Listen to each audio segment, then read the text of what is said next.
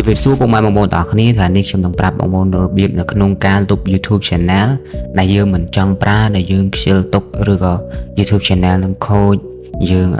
มันจังตกในขนม Gmail บ่ยืมจังนั้นเลยแต่ยืมแต่ดังปีระเบียบในขนมการลบต่างออกคนี้จึงสำหรับบางบนเนี่ยทำไมก็ไม่จุด subscribe นั่งได้สัญญากันตั้งนำไปตัวบ้านในวิดีโอทำไมจึงยังโจเด็กขนม YouTube Channel บ่ยืมมายืมมือในรูปโปรไฟล์ YouTube Channel บ่ยืมในข้างสนามได้ยืมจุดเลยนั่งมาปะมาហើយបន្ទាប់មកយើងចុចលើរូបកងចក្រខាងលើហើយត្រង់នេះគឺមានមុខងារច្រើនមែនតើហើយសម្រាប់ក្នុងការធ្វើសកម្មភាពផ្សេងៗប៉ុន្តែក្នុងនេះយើងយកតែ switch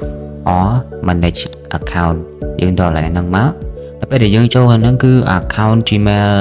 និង YouTube របស់យើងទាំងអស់គឺមាននៅក្នុងហ្នឹងហើយប៉ុន្តែយើងទៅរកនៅ account channel មួយណាដែលយើងចង់លុបដូចខ្ញុំនេះ channel នៅខាងលើហ្នឹង culture ហ្នឹងខ្ញុំចុចលើវាមកបកហើយអាហ្នឹងតែថាវាចូលក្នុងហើយហ្នឹងឯង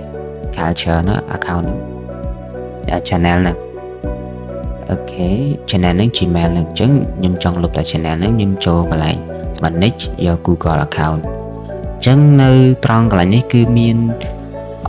របៀបច្រើនមែនតើនៅក្នុងការលុបមិនត្រឹមតែលុប channel របស់យើងទេគឺលុបទាំង Gmail របស់យើងទៀតប៉ុន្តែនៅត្រង់នេះយើងយកទៅ data and privacy យើងយកឡើងហ្នឹងមកដល់ពេលមកដល់កន្លែងនេះគឺមាន option ឲ្យយើងជ្រើសរើសច្រើនយើងចង់លុប channel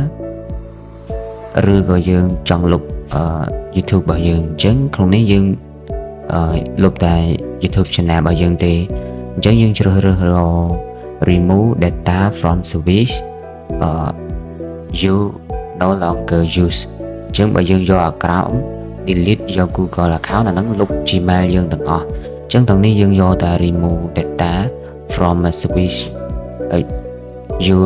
no longer use យើងចុចឡើងហ្នឹងមកដល់ពេលដែលយើងចុចឡើងហ្នឹងបើសម្រាប់បងប្អូនដែលថ្មីយើងត្រូវតែបញ្ចូលនៅ Gmail password Gmail របស់យើងហើយសម្រាប់ខ្ញុំចូលច្រើនដងអញ្ចឹងវាមកដល់កន្លែងនេះតែម្ដងអញ្ចឹងនៅត្រង់នេះយើងរើសរត់យកតែ YouTube របស់យើងមកអញ្ចឹងនៅក្នុង YouTube ហ្នឹងយើងចុចកន្លែងរូបធុងសម្រាមហ្នឹងមកចុចនៅនឹងមកបកយើងរងចាំបន្តិចនៅពេលដែលយើងចុចហើយវាមានជម្រើសពីរឲ្យយើងទី1យើងគ្រាន់តែចង់បិទ YouTube channel របស់យើងកុំឲ្យពីណាគេឃើញហើយទី2យើងចង់លុបនៅរាល់ content រាល់វីដេអូនិង channel YouTube របស់យើងចោលតែម្ដងយើងអត់ចង់ឃើញអត់ចង់អីទេអញ្ចឹងយើងចុចឲ្យទី2ហ្នឹងមកហើយនៅត្រង់នេះគឺមាន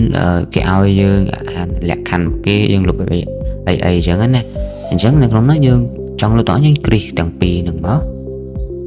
យើងចុចទី1ទី2ហើយកន្លែងអាក្រោម delete my content អញ្ចឹងយើងចុចលើវាមកនៅពេលដែលយើងចុចត្រង់ហ្នឹងហើយវាឲ្យបំពេញនៅ Gmail របស់យើងដែលយើង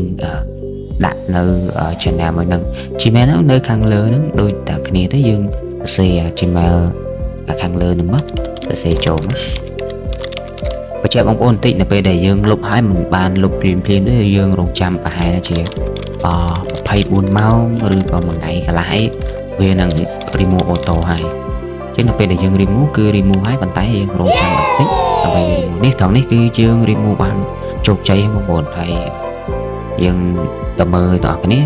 នៅពេលដែលយើងទៅមើល channel ហ្នឹងគឺអត់ទាន់បាន remove ទេដោយតែខ្ញុំបាននិយាយបាញ់មិញហ្នឹងអញ្ចឹងគឺយើងរងចាំសិនរងចាំមួយថ្ងៃពីរថ្ងៃអីវានឹង remove ហើយបងប្អូនទៅមើលទៅគឺ remove តែម្ដងតែបងប្អូនអរគុណសម្រាប់ការតាមដានកុំភ្លេចចុច follow និង subscribe ដើម្បីទទួលបាននូវវីដេអូថ្មីៗចេញពី Vbooster